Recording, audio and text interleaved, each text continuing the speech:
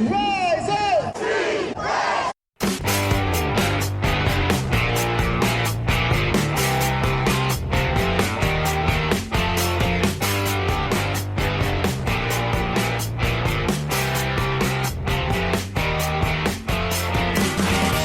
This is the Rise Up See Red podcast, all about the Arizona Cardinals and the NFL, featuring insider and outsider perspectives. Enjoy the best hour of Cardinals talk on the web.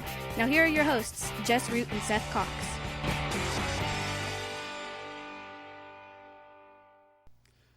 Hello, Arizona Cardinals fans, and welcome to the latest edition of the Rise Up See Red podcast. I'm your host, Jess Root from CardsWire.com, the USA Today NFL Wire site, covering, of course, your Arizona Cardinals. My co-host is Seth Cox from RevengeOfTheBirds.com, the SB Nation Arizona Cardinals site, and also the co-host of the revived original Draft Breakdown podcast, which you can catch on all of the podcast platforms as well. He and Justin Higdon have brought that podcast back, as Justin was a guest on the show not too long ago as we were talking about the draft, and we are in episode 301. We took a week off we took a couple weeks off to let free agency happen, and so we are now all in about free agency, Seth. Just taking a look at what the Cardinals have done and what has happened in the NFL. Initial reactions, we'll get into more, but how have you felt that the Cardinals have done overall? Good haul, bad haul, interesting moves, like have they gotten better? Yeah, I mean, I don't think there's any way you can look at it that they've gotten worse. From a, who they lost, who they gained standpoint, I think we would agree the biggest loss is the pass rusher that they did not bring back. But, I mean, from a gain standpoint, I don't see how you can say anything but they've gotten better this offseason, and of course this is how you look at everything, but barring health. Yeah, we've got some interesting moves we're going to talk about in this show. We're going to talk about the new addition. We're going to break it down like this. So we're going to start off by talking about the new additions to the team. Then we'll talk about the players they have re-signed, because they have re-signed a bunch of players. We're going to talk about the players who left, how will that affect them moving forward, and react as well to the needs they still have, because there are three positions where they have basically just ignored so far, and I'm sure they have a plan, because that's what you do. You have a plan. You don't just make it up as you go along. And then we'll talk a little bit about the stuff that's going around the division, around the league in general. So let's go ahead and get started with the Cardinals' new additions. We already know about J.J. Watt. So we've talked about J.J. Watt in a previous show. So he is technically already one of those additions, but he's an addition to the defensive line. They also went out and signed A.J. Green. They added Brian Winters, a veteran guard. Matt Prater, old kicker. Not Phil Dawson old kicker, but pretty old. And outside of that, they've kind of stood pat, but they kind of targeted some things. They've got some other moves. But let's talk about some of these initial additions to the team. We know about J.J. Watt and his impact, but A.J. Green, how surprising was it for you that he was the receiver that they ended up getting, and what do you think of that addition? It's interesting to see the Cardinals go out and invest so heavily in a lot of aging players. This was an offseason where there were a number of prime players or players entering their prime.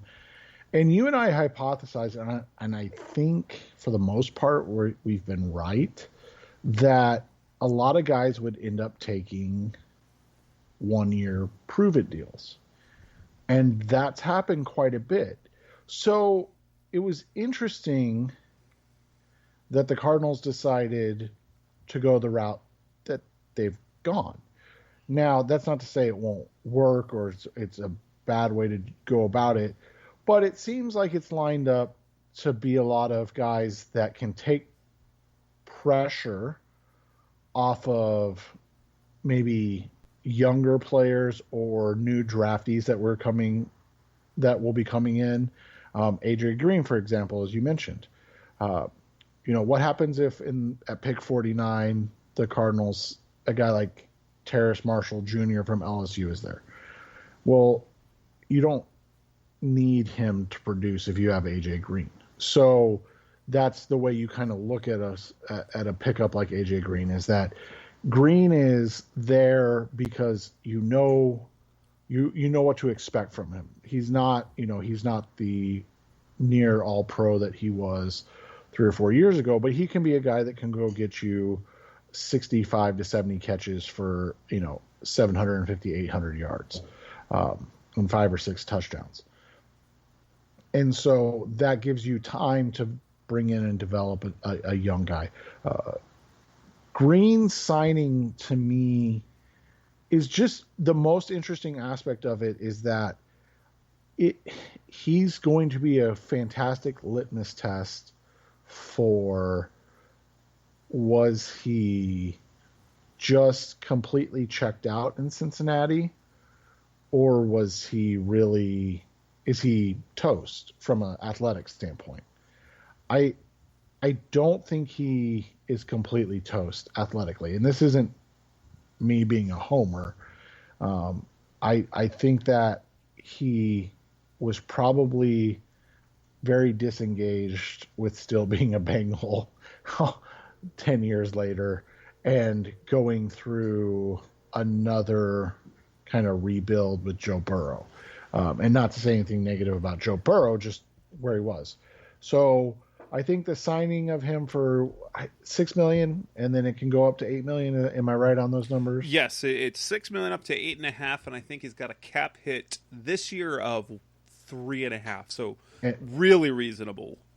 And so that's the thing, is like, I don't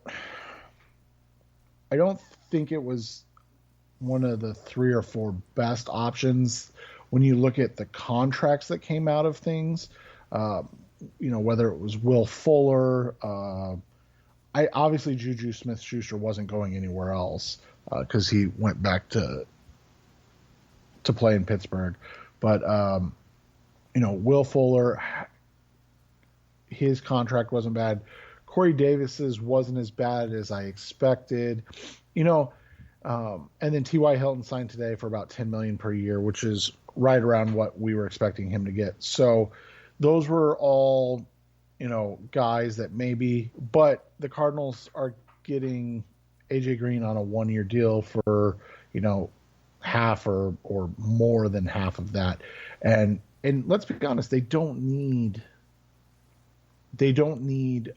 from a production standpoint a wide receiver 1. They need a guy that knows how to work and get open, and play the game. And I think that's what Green brings.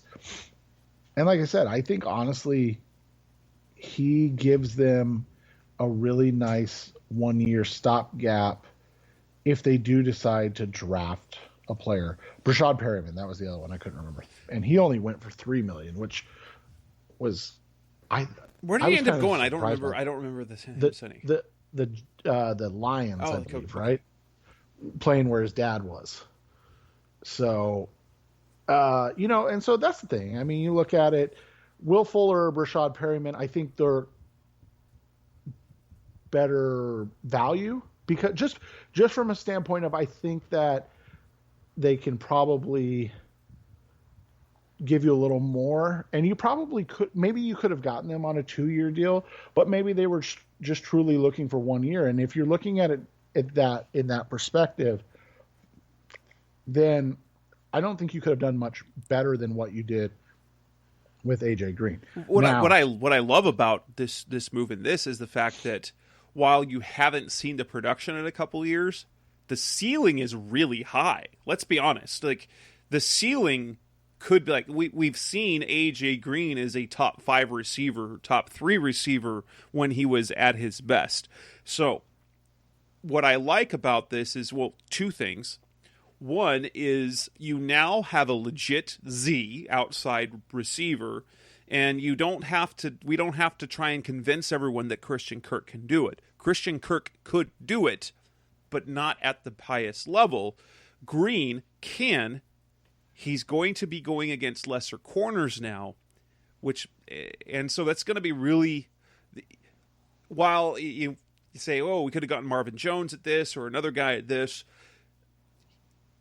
If he gives you what Christian Kirk gave you last year for that position, then you're kind of fine with that. But you get the ceiling of being really good and really productive. Like you could have him with 1,000 yards along with Hop getting 1,000 yards at a ceiling.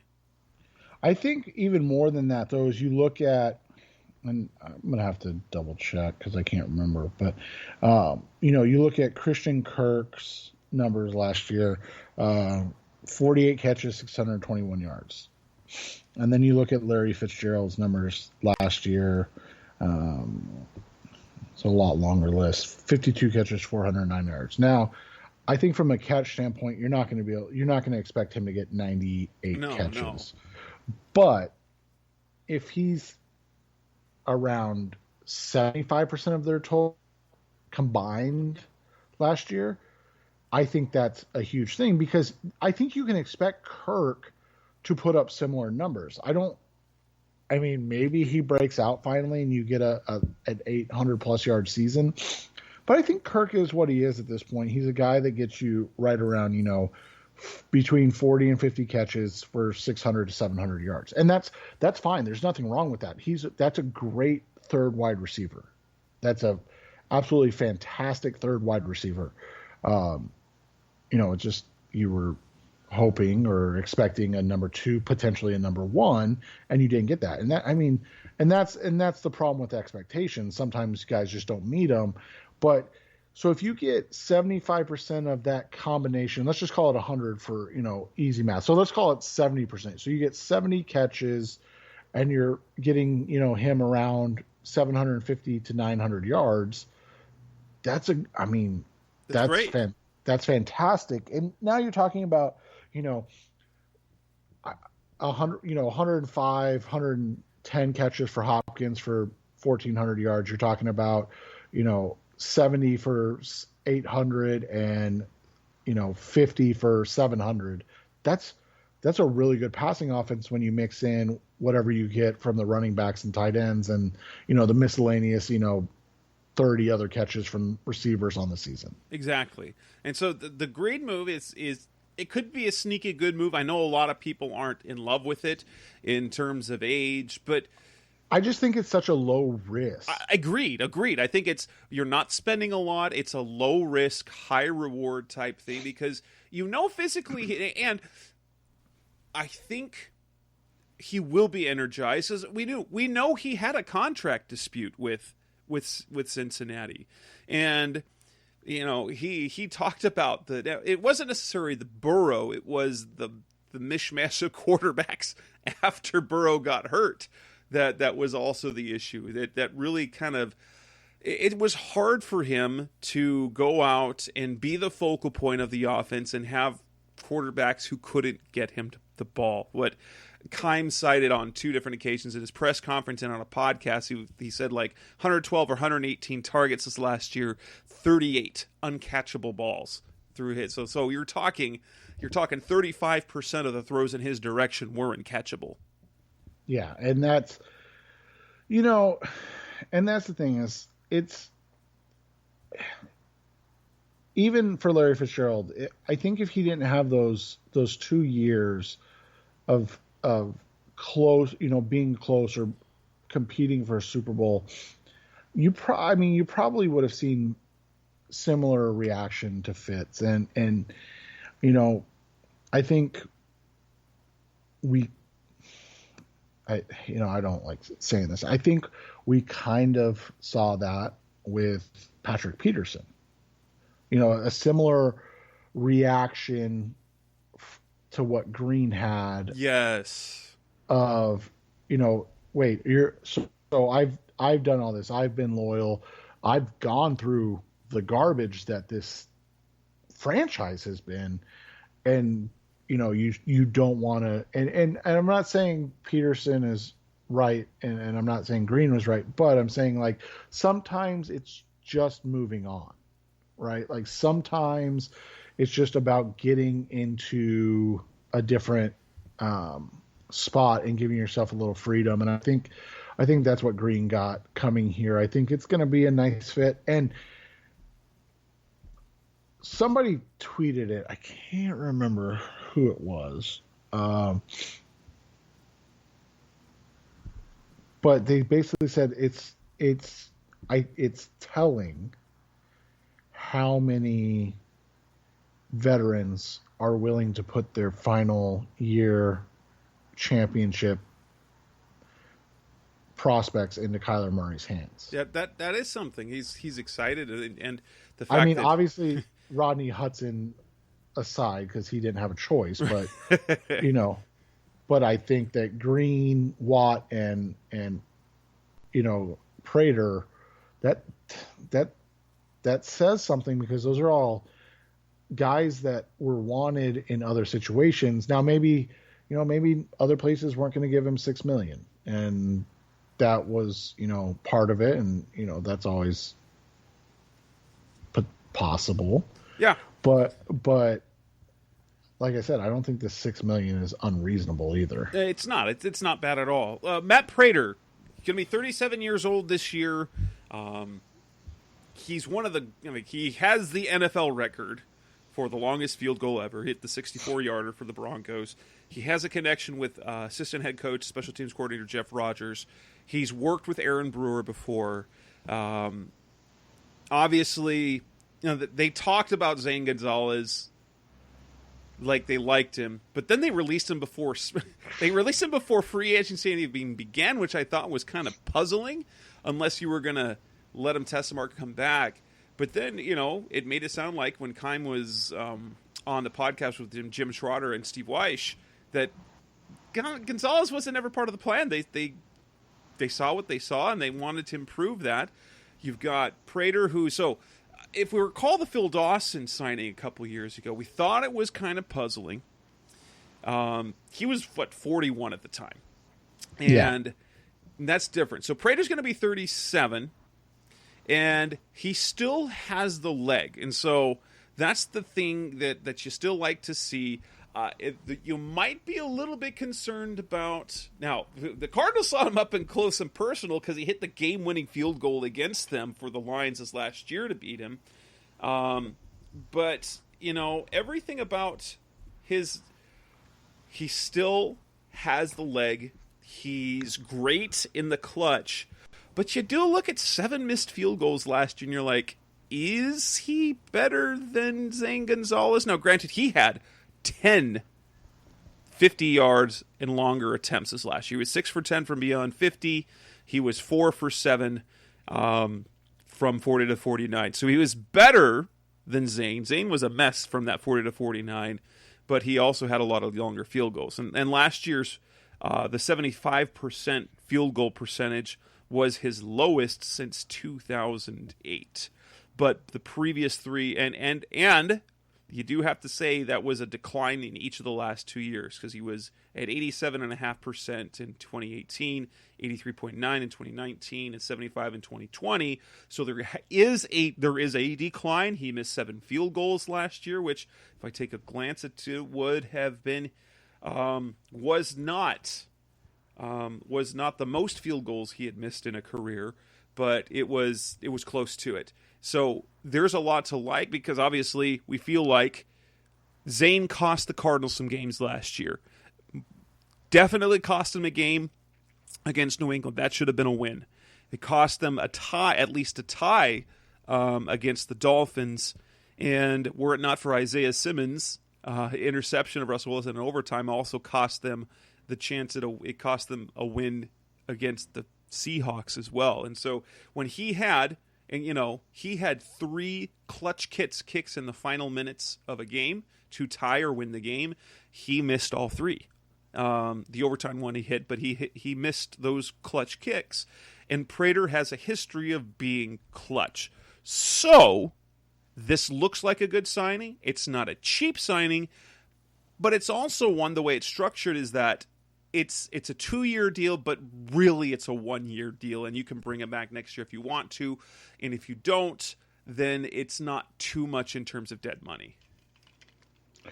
Yeah, and I think that's the big thing is that they needed we've talked about this before, but sometimes you just need a veteran that you trust in. And like you said, this isn't Phil Dawson kind of over the hill past his prime.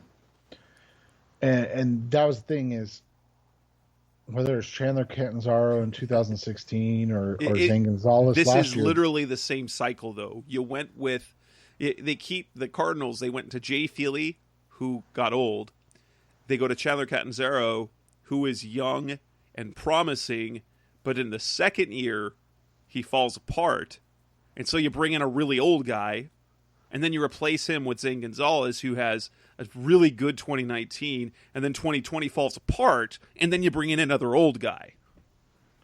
Yeah, and so that's the thing is like, and let's be honest, finding a kicker is tough. I mean, there's a reason that guys like Adam Vinatieri can play until they're 90 or whatever they are, and that's what makes it tough. So you also look at the addition. So this was not a free agent acquisition. This was a trade. Rodney Hudson might be now, if we're going to exclude J.J. Watt, who was at the beginning of the month before the league year even began, the acquisition of Rodney Hudson was a bit of a coup. We had heard, and there were rumblings that the Cardinals were in on Corey Linsley.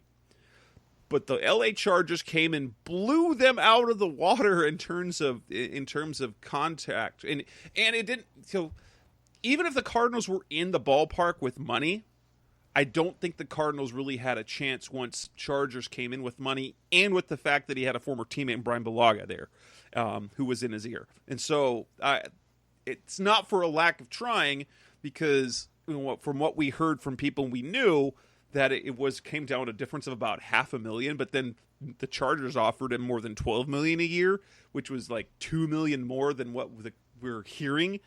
It came down, and they did it for 2 more years, right? And so they threw all the money at him, and he already has a friend there on the team. You've got a young quarterback like you have here. I think the Chargers were, like, all things equal, the Chargers were just, they just did a better job. But to pull off the Rodney Hudson trade is interesting because, well, they did acquire him via trade. It was believed that had he been released, which is what Hudson wanted, that Arizona was going to be in the mix. But they wouldn't have been guaranteed to get him because Kansas City was throwing money around at offensive linemen as well. This was a great move. He's at a reasonable price. He's going to earn just under $10 million this year and just over $10 million next year. He's a Pro Bowl All-Pro type center who has gotten better as his career has gone on. And he's not old. He's in the final years of his prime. Center position you can play for a while, and he is definitely an improvement on Mason Cole, who, after everything that they said for 2 years about him, he's now very expendable. It went from, if we can, we'll always look to upgrade, to, we're looking at the top centers in the game who are going to be available. So clearly Mason Cole was not in their plans. Yeah, and the fact that it was so well known that Corey Linsley was their top target to start with, and then they were able to maybe get an even better player at a, I guess, higher cost. It cost them a 3rd round pick. The salary is negligible, but yeah, I think the reality is you've got a guy in Rodney Hudson who is a potential game-changing player at center, and will potentially make it where the Cardinals' offensive line is really good. I mean, yeah, honestly, because you look at you have at center and left tackle Pro Bowl or near Pro Bowl production. You have Kelvin Beachum at right tackle, who was very good. You could have said he probably deserved a look at the Pro Bowl, but it never was really. He was very good. You have Justin Pugh, who was pretty good for most of the season, who played some really good ball. And so 4 out of the 5 spots you are very comfortable with. And then at right guard, now you have a bunch of guys that you're okay with. Like you've got Justin Murray, who they've said basically they feel like they're okay with him. Josh Jones, he's going to be in the mix. They'll see. There's upside. And then that brings us to the other addition with Brian Winters. He, I feel is J.R. Sweezy from 2 years ago. But I don't want to take away from what we're talking about for Hudson. But it's just a massive upgrade over what they had in that offensive line now. And so that's going to improve the offense. And this is also something they had to do. This is a message to Kyler Murray, telling them they are committed to him and helping him improve. So that it helps on a football level, it helps on a morale level. It was just a great move across the board.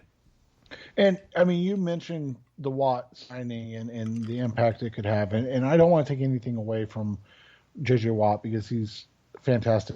He's one of the 5 greatest defensive players of the last 30 years.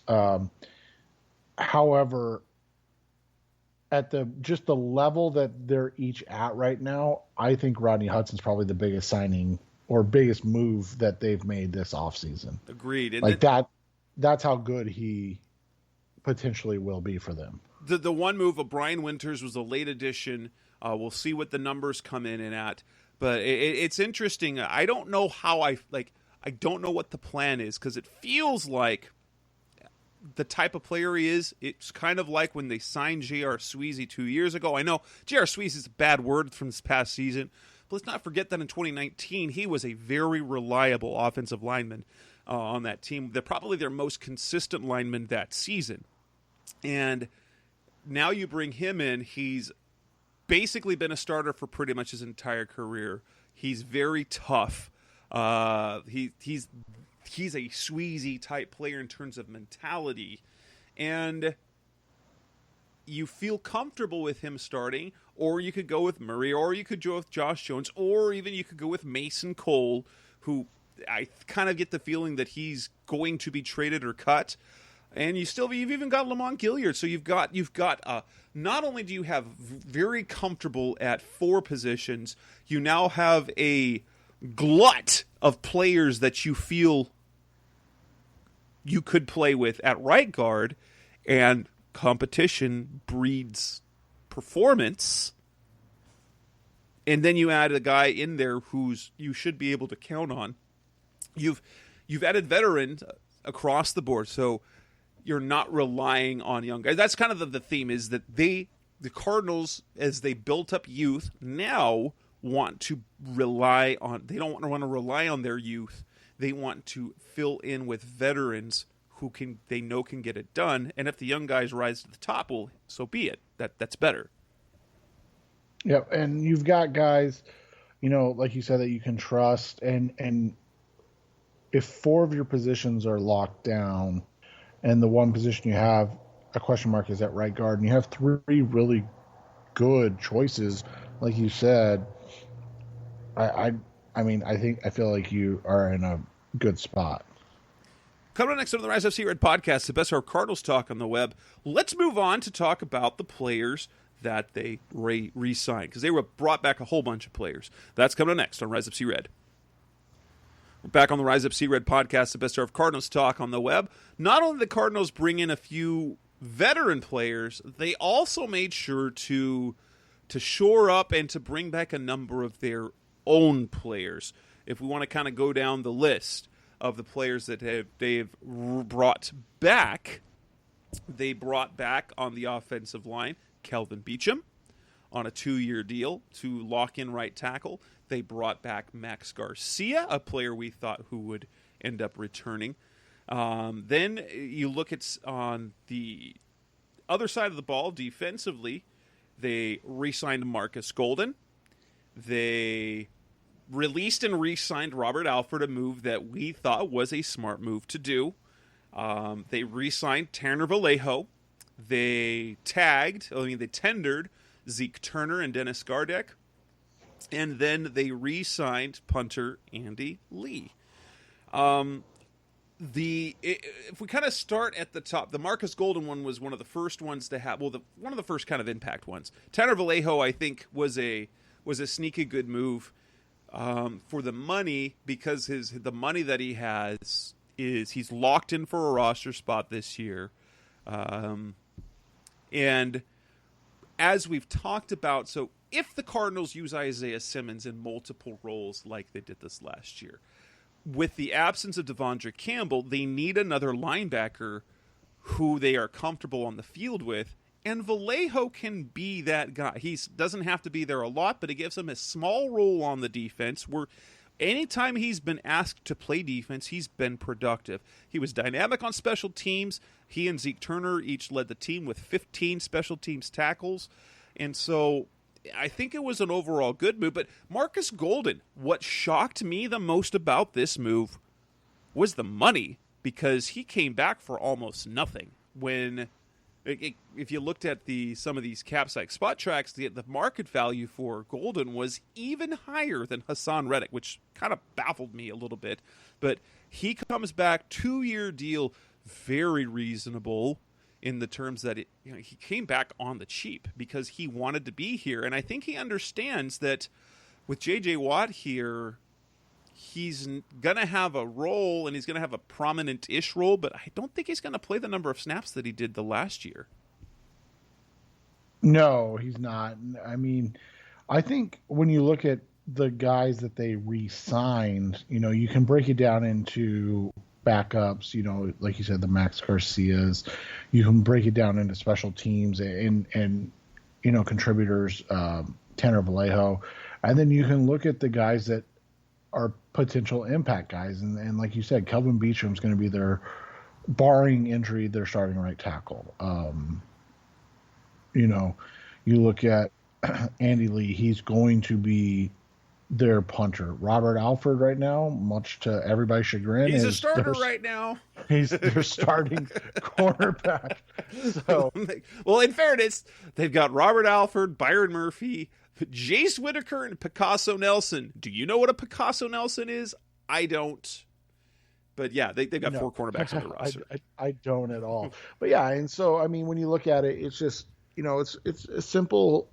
They made simple, smart moves that are going to put them in a position, again, like we talked about, as much as people keep saying, what is going on at cornerback. I think what's going on at quarterback is they're going to allow it to play itself out. They're not going to force themselves to do anything. And I think we're seeing that kind of play out right now with how this is going down and what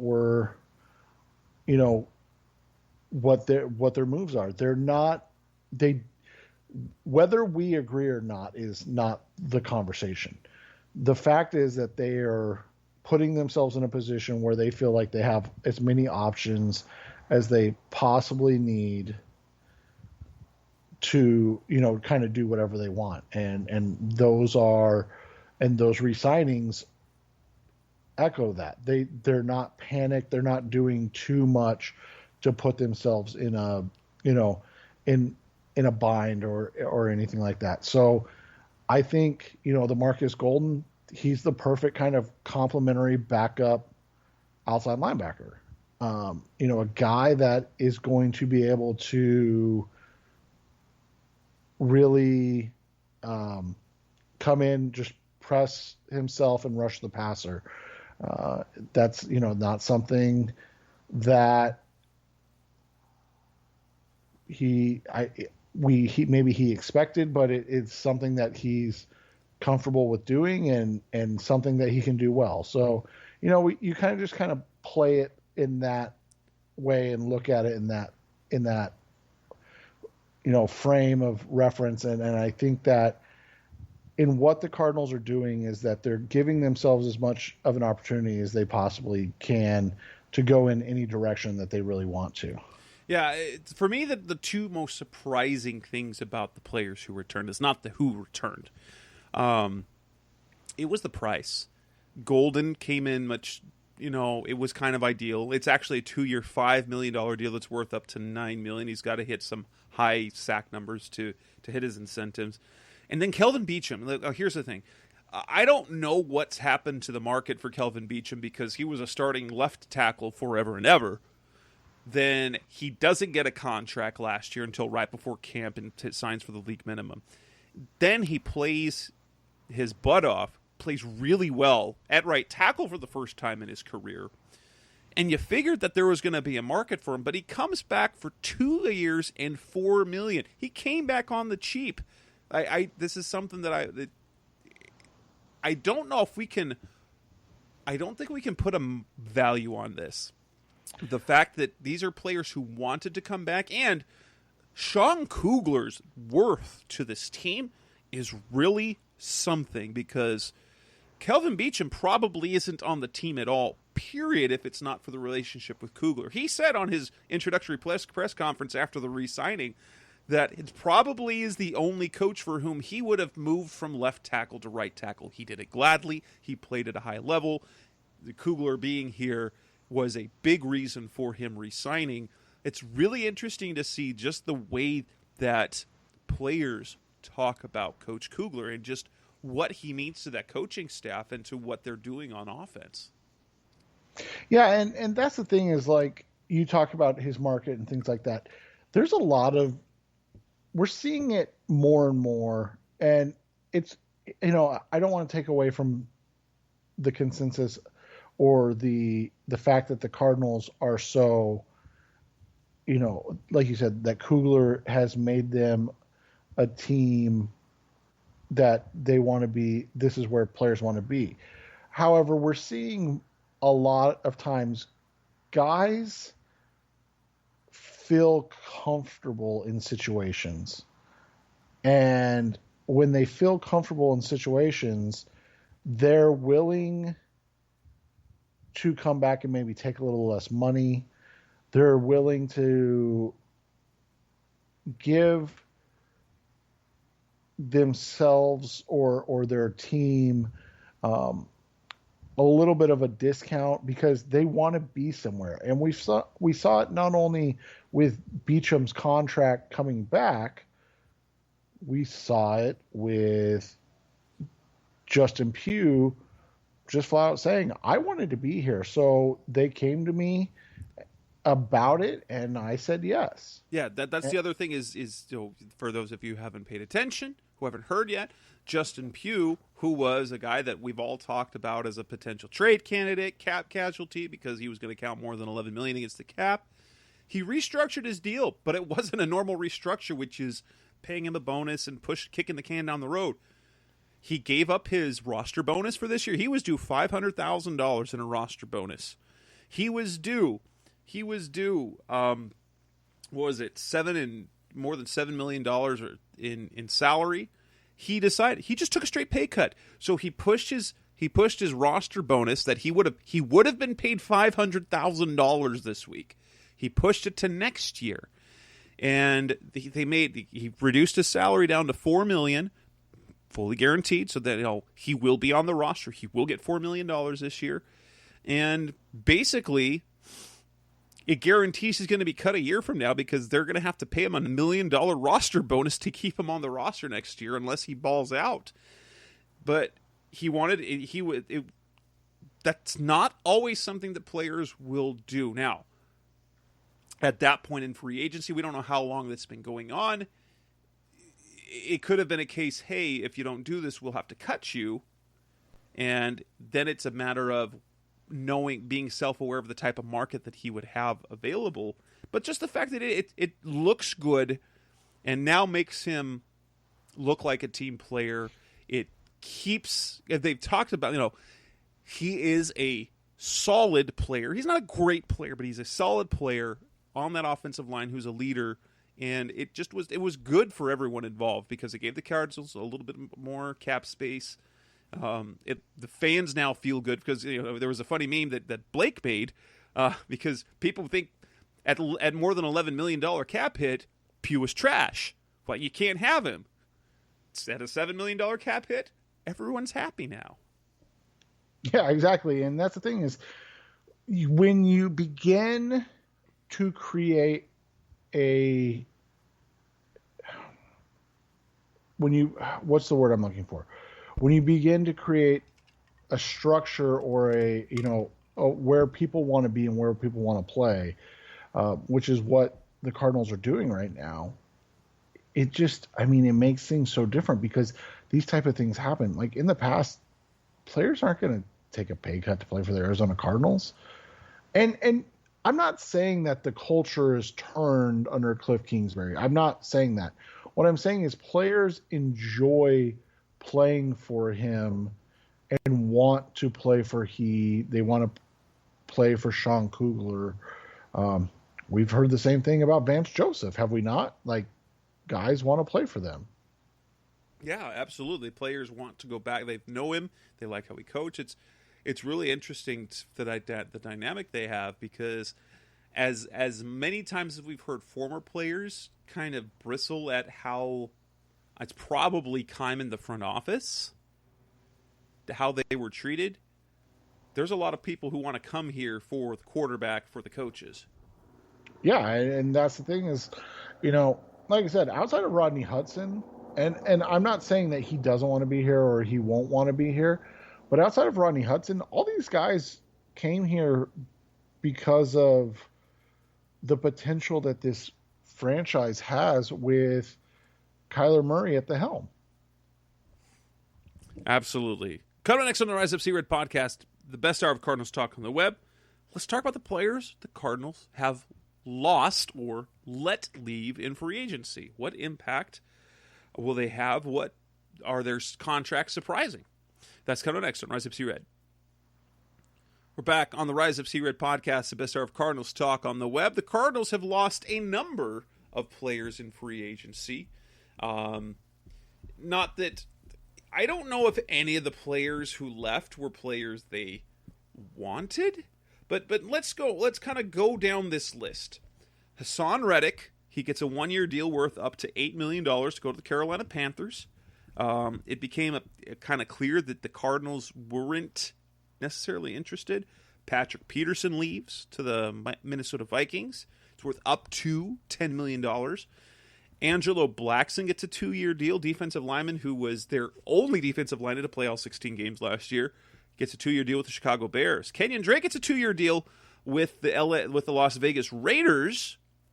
It's interesting, $14.5 million up to $14.5 million over 2 years to be Josh Jacobs' backup. That's interesting.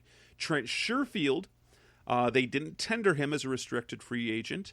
He leaves to the San Francisco 49ers. He signs a 1-year minimum contract with them. I don't know. I haven't seen the numbers. Maybe there was some signing bonus to go with that. But basically, he leaves to have the opportunity to do more than special teams, potentially played receiver. And then Dan Arnold, tight end Dan Arnold, gets a 2-year, $6 million deal with the Carolina Panthers as well. I guess of this list, for me, there were only really 2 surprises. One was Patrick Peterson, not because of everything that happened, but because the more I hear from comments from Steve Keim, guess what? The Cardinals just didn't want him back. They were ready to move on. This week, when Steve Keim equates it to when he had to cut Adrian Wilson, it became aware that this was not a monetary decision at all. This was not about Patrick's price tag, really, because for the $8 million to $10 million that he's going to get with the Vikings, I mean, for a cornerback supposedly of his caliber, that's what you're going to get for him. You're going to have to pay for. But the Cardinals didn't even try. They simply moved on. And then the other one, for me, the surprise was Dan Arnold. It wasn't because that I thought the Cardinals were going to be more aggressive at getting him. It's like, how did Dan Arnold get $2 million in 2 years and $6 million with the Panthers? Those are my two surprises, honestly. Yeah, and I think the Peterson thing, and this is just me speculating. I don't know, so don't take it, as gospel. But I think honestly, the Peterson thing was simply the fact that after the steroid thing, I think that kind of broke. And this sounds lame, don't get me wrong, but I think it broke the hearts of the Cardinals and their brass, right? Because one of the things about Aeneas Williams or Larry Fitzgerald or these kind of Hall of Fame guys that were Cardinals were that they did it the right way, right? Like they're always the good guys. And that was supposed to be Pat P. And then he gets busted, and that kind of tainted everything. And then he throws his, fits online about not being respected and, snakes in the grass and those type of things. And it's like, sometimes you just wonder if there comes a point, whether it's in sports or marriage or things like that, where it's time to divorce them, right? And like I think that's kind of what this was, is that the Cardinals knew this portion of it was coming. They felt this coming, and so when, even if it was a little cheaper than was expected, the fact was they were just never going to go there again. And they were ready to move on and kind of start the healing process, so to speak. Because they do leave on good terms, because Peterson has still close with Michael Bidwell. They've had talks, and it sounds like, sort of under the table, based on a comment and I wrote about it on Tuesday afternoon, based on a comment that he left on Instagram, is that he's going to be a Ring of Honor member. He's going to be back in number 21 in red sometime in the future. And so this is as good as it could have been in terms of leaving, and it allows him to sign with the team that he wants. It's if they were always just going to move on, it feels like, well, why didn't they trade him? But I get why they didn't trade him, because they were trying to compete, and he still was their best cornerback. But yeah, in terms of signing with the Vikings, I was surprised at the team, because I thought for sure he would end up in Kansas City and Tampa or New Orleans or I honestly don't think at the end of the day he had that big of a market. It's possible, that's true. Well, or he did, and it was more that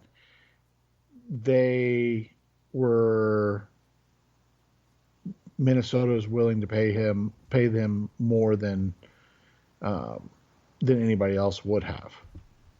And so, I mean, that happens a lot. And we, whether or not we like it, we speculate that with JJ Watt.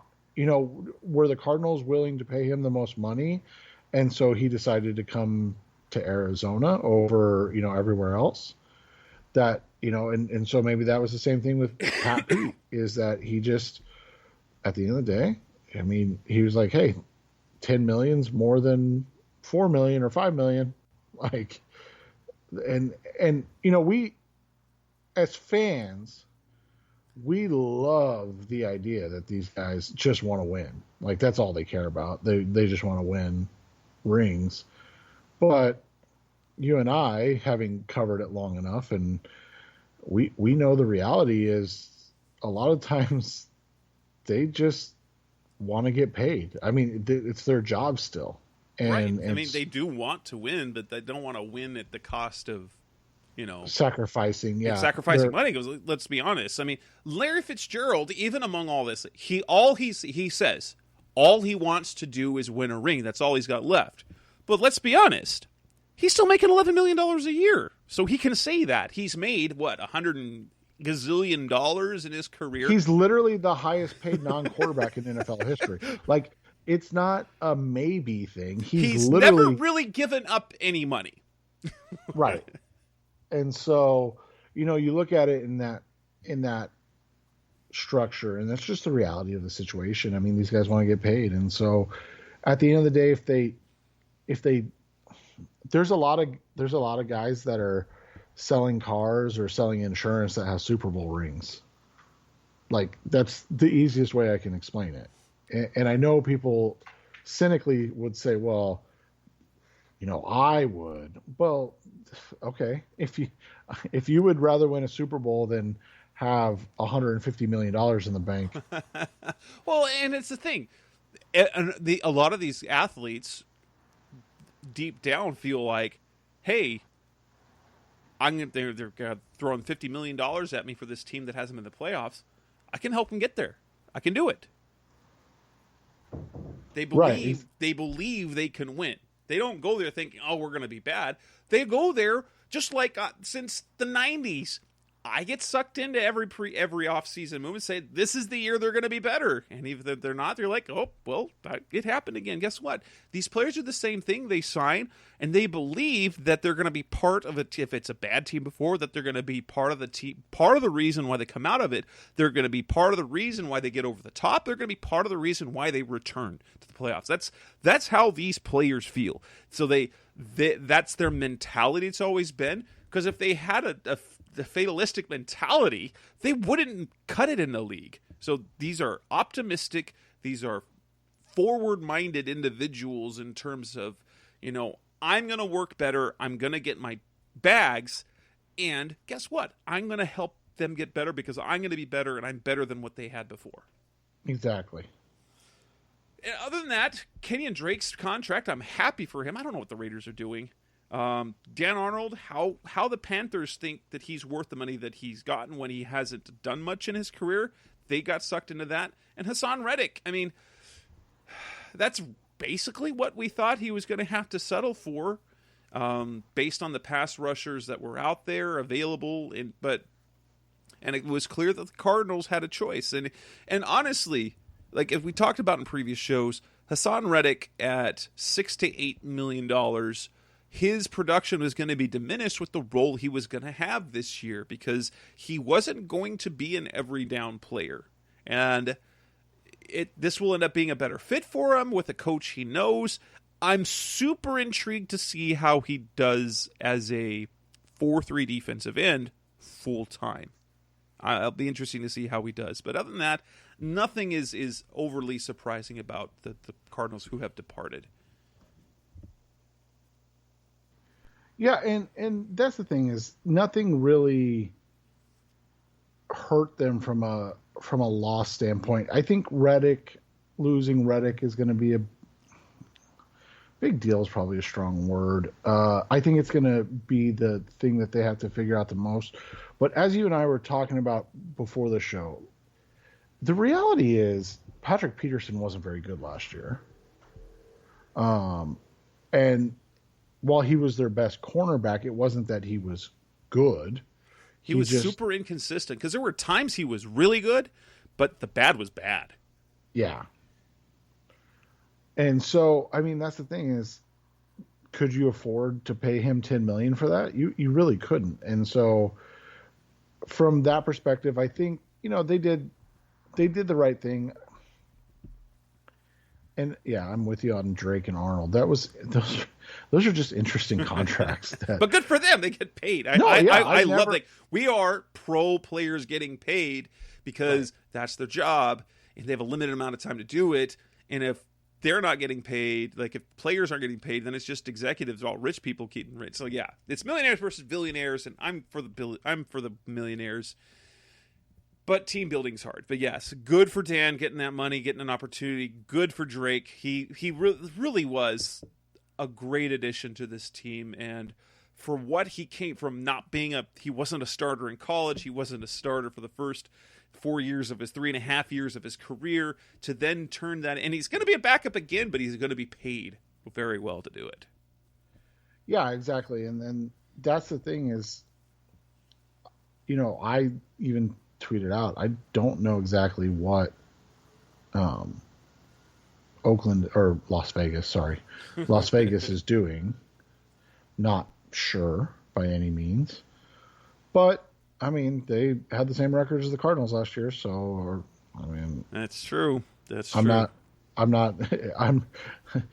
not for me to judge. Coming next on the Rise Up Sierra podcast, the best Cardinals talk on the web. Let's come back and talk about what's left. What do the Cardinals still need to do? What has been the most puzzling thing about what they've done so far? That's coming next on Rise Up Red. We're back on the Rise Up Red podcast, the best Cardinals talk on the web. We've talked about the re-signings. We talked about the free agent additions. We talked about the departures. What the Cardinals still need to do, and I think all Cardinals fans are saying the same thing.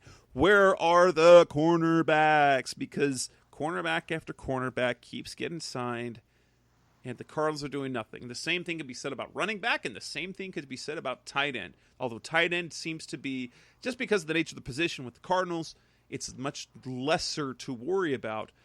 But I am honestly intrigued and troubled.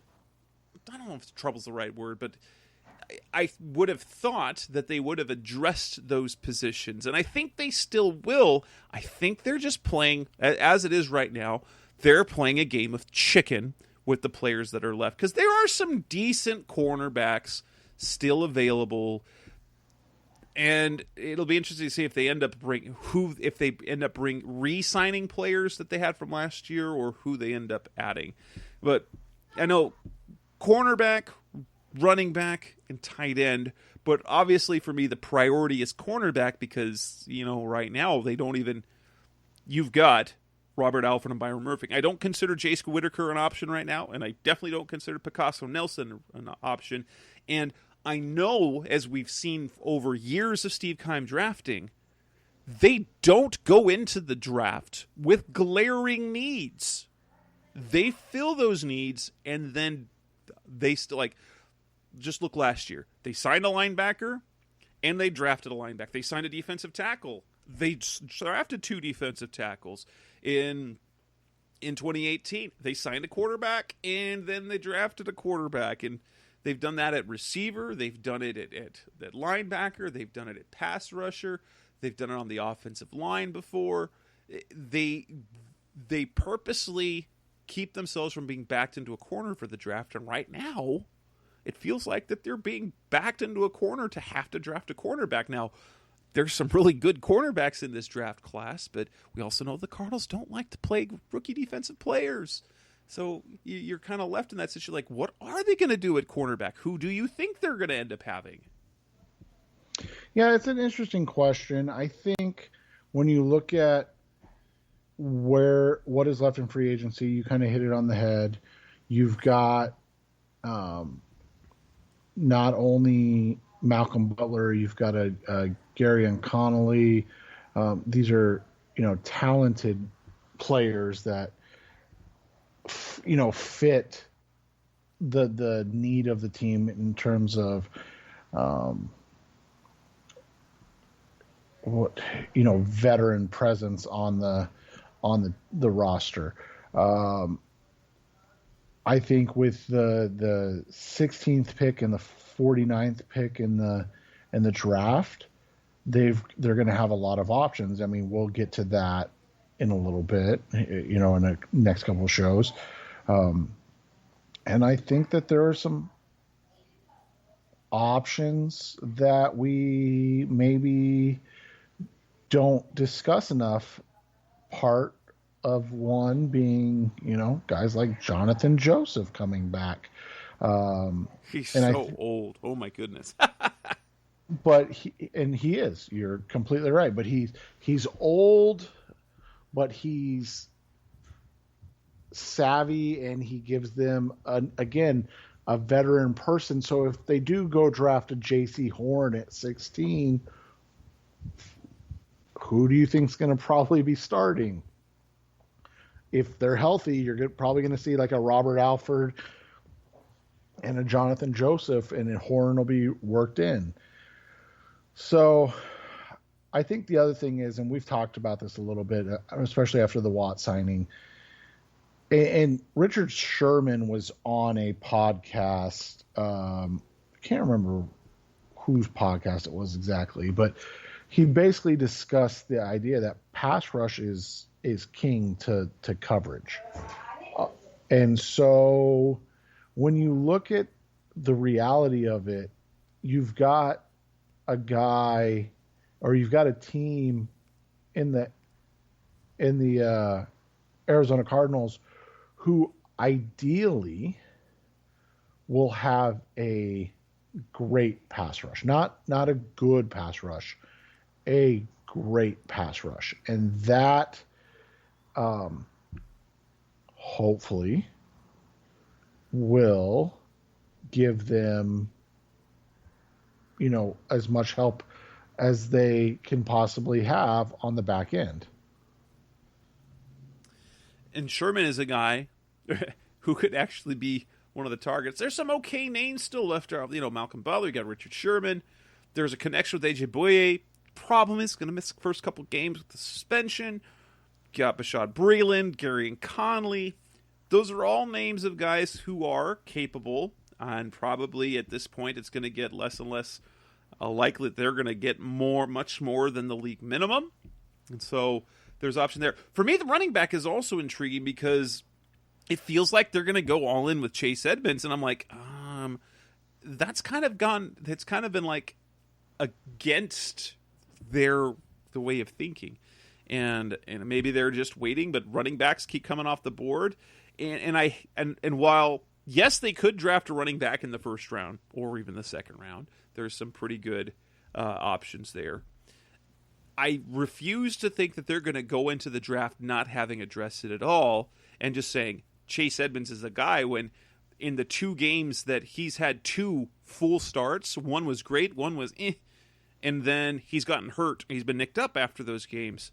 That you're not going to bring in someone who is clearly going to be the backup, but still could be a number 1 option if Chase Edmonds either gets nicked up or just proves that it's better to share that load. And we've seen guys like Carlos Hyde I thought would have been a good fit. Heck, pretty much everyone. Mike Davis, yeah. All those guys would have been great, and they're all off the board, and there's fewer and fewer running backs left. Damian Williams would have been a good option. Now you're left with like a Todd Gurley, Matt Breida, and I don't know if he's a great match. You've got Jerick McKinnon. You've got, and we're at the point where I'm like, this is the sneaky match. Le'Veon Bell might be the guy. He was the 3rd stringer for the Chiefs' last year, but he knows James Saxon. There's a connection there, James Conner. But if you're going to go with someone, or even a Wayne Gallman, though I don't know if he's a perfect fit. I'm just intrigued. It's like, are they just waiting and waiting and waiting until it's just on the cheap? Because you feel like, if they're still going to start their workout programs next month before the draft, that you're going to have someone that when they start to have dialogues and meetings with coaches, that they can get in that playbook. And I'm going to think that they're going to want at least one other running back there to do that. Yeah, and you just look at the list of guys that are available, and like you said, Wayne Gallman. You've got, a guy like Kalen Ballage who's had some success in the league. Obviously, veterans like Le'Veon Bell, Alfred Morris, Frank Gore, Adrian Peterson. All those guys are available. A TJ Yeldon, but the one I'm interested in is, because I would have expected it to happen by now, is Leonard Fournette. Like, what's going on in Tampa? And I know that they're spending a ton of money already because the salary cap isn't real. But you you look at it and they haven't come to an agreement yet with Fournette. And so that's what makes it interesting. Yeah. It's interesting. Then tight end is the other one, is that they have Max Williams, who never was healthy last year, and a kid named Ian Bunting, who's never played it down in the NFL. The tight ends, I mean, are they just going to lean into the notion of three wide, or are they just going to bring like Darrell Daniels, who wasn't, he's just a guy. But the tight ends that are left on the board are like, who are you going to bring in that you can count on? Darrell Daniels does have some speed. He wasn't like, they trusted him in the Max Williams role, but he wasn't nearly as good a blocker as Max Williams. It would just be nice to see something to bring in another blocking tight end to be able to use that role, because Max Williams is not durable. Right. And Darren Fells is still available. He hasn't been bad. After that, I mean, Luke Stalker. Yeah. I mean, there's really nobody. Ross Dwelly, he was the 49ers. No, wait, he re-signed, I think. Yeah, he re-signed. Tyler Eifert's old and has been hurt. Do you bring back a Seth DeValve? I mean, he's a guy. Yeah, and so that's the thing is, maybe they'll just wait, another to the draft or wait till later in the season to get some interesting stuff. Yeah, some, an older guy to bring in. Well, coming next on the Rise of C-Red podcast, the rest of Cardinals Talk on the Web. Let's just talk about the moves that have made around the league to wrap up the show before we close things up, and then we're going to be going all draft for the next several shows. That's coming next on Rise of C-Red. We're back on the Rise of C-Red podcast, the best of Cardinals Talk on the Web. In general, so there's been a lot of money spent. Lots of teams have gotten better. Somehow the Eagles and the Saints and the Rams got under the salary cap. Somehow the New England Patriots spent gobs and gobs of money. Drew Brees is retired. But what has been to you? What have been the things that have most stuck out to you in free agency thus far across the league? Maybe if you want to do kind of focus on the division and then the rest of the league. You look at the NFC West, and I think the 49ers are in an interesting spot because they re-signed Trent Williams. They're obviously looking to maintain their offensive output because they expect to get more from Jimmy Garoppolo this year or a different quarterback, and then get George Kittle back in the fold and things of that nature. They're a dangerous team. They've done a lot to bring back a lot of the same guys on offense and defense. Then you look at Seattle, and I don't know exactly what's going on. It's not that they haven't done anything or that they've been bad. It's just I don't know exactly what their plan is outside of trying to mend the fences with Russ Wilson and not piss him off anymore. I mean, they got Gabe Jackson. They brought back Ethan Posick. They added Gerald Everett. But it's like it feels they brought back Chris Carson. Carlos Hyde is left. I think offensively they're still okay. Their defense, well, that's another. That's an interesting scenario. There is what they're doing defensively because they cut ties with Carlos Dunlap, and that they lost the Griffin kid, their top corner. They haven't really replaced him. That's the thing is like I'm not sure what's going on. It's almost odd because it almost seems so much geared towards mending things with Russ over everything else. Which, I mean, let's be honest, that could make sense. And then the Rams are the sneaky guys that, obviously they traded for Matt Stafford, but then they just brought in Deshaun Jackson to be part of the receiving corps. They feel like the team that isn't, despite making the Stafford trade, they feel like the team that's not being talked about much in the division. And, they were the best team even though they didn't win the division last year, they were the team that went the furthest in the playoffs. Yep. And, they brought back Leonard Floyd. They've still got Jalen Ramsey and Aaron Donald. Michael Brockers, they traded away. But they lose John Johnson from the secondary. So offensively, they're in a good spot. I think that's kind of the thing. As it was, I think all the questions about the Rams entering this year has always been about what's the defensive transition going to look like under Raheem Morris? And then you lose a Brockers, you lose a John Johnson, you lose one of your rotational guys in Ebucam.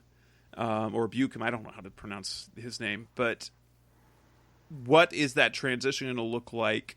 And will the additions on offense or the addition of Stafford, will that be enough to lift the offense up to carry the defense while they find their footing? Yeah, and I think all of those things are the big questions. And then you get to the NFC as a whole. And what are the Bears doing? Well, I mean, you've got that, but I think the biggest wave is obviously Drew Brees retiring. And then, what are the Bears doing? They tweeted out on Tuesday, QB1, it's Andy Dalton. Why are you trying to hurt your fan base? Andy Dalton. Stop. And I mean, they released Kyle Fuller. They're looking at trading Akeem Hicks. Like, it's amazing the difference in terms of just managing the roster that you see in teams like Chicago versus these other teams. And let's we've always talked about sometimes the quarterback is what makes the biggest difference, right? They're the ones that make it easy. So Chicago's a baffling one. And then you've got basically everybody chasing Tampa and what they're somehow still putting together. Right. And the 40, I was super intrigued by what the Patriots did early on because, they bring back Cam Newton and then they pay all that money to 2 tight ends. And if you remember his time with the Panthers, he loved throwing the tight ends. And so you add Nelson Aguilar on the outside, but then you've got Hunter Henry and Jonnu Smith. I think offensively, where they were so bad last year, that they're going to be sneaky all right this year. And Cam Newton, in the second year, shouldn't get COVID this time. With the weapons that he has now, that could be. I don't know. I don't think they're necessarily going to challenge the Bills, but they could challenge the Bills for that division again because repeating is hard to do. Repeating is always hard to do. And you look at what the Patriots did. You mentioned the tight ends and Jonnu Smith and Hunter Henry or Henry Hunter. I can never remember his name. But then they went and got Nelson Aguilar too. And so that's a lot of guys that work the underneath stuff, right? So it's almost like they're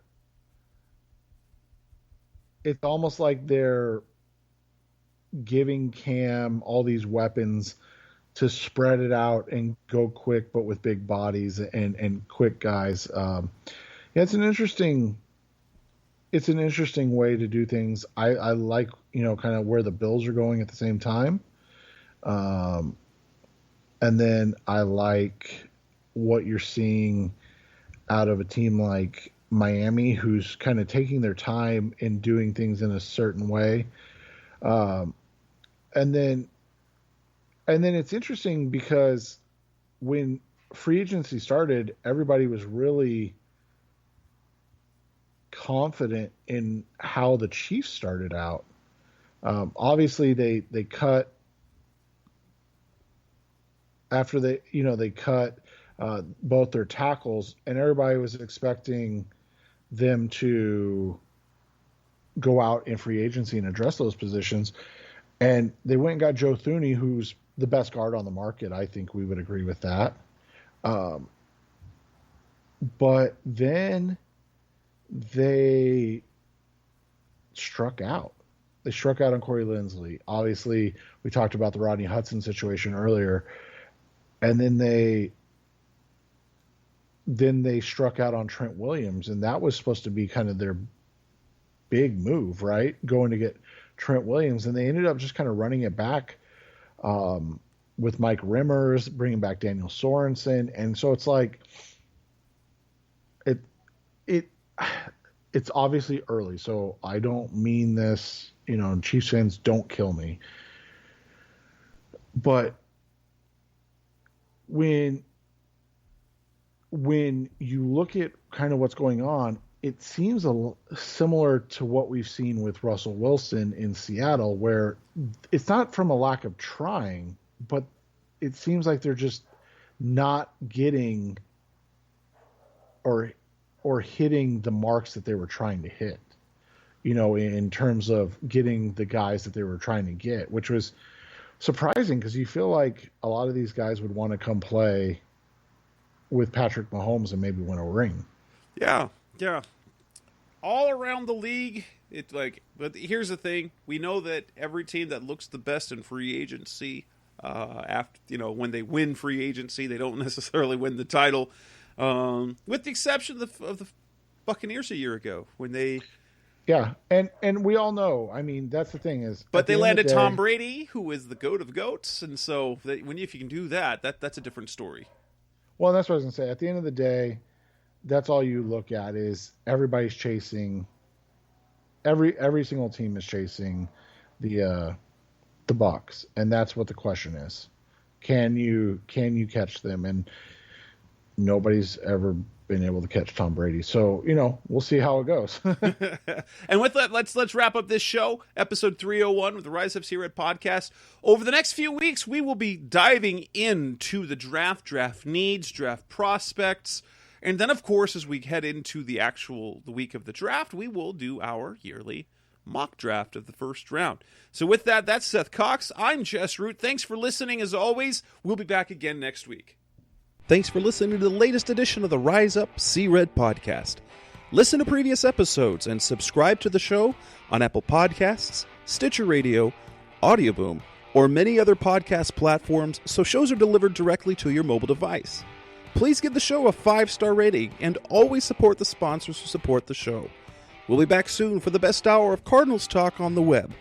Rise up, Red Sea, be Red, See Red, and of course, Rise Up, See Red.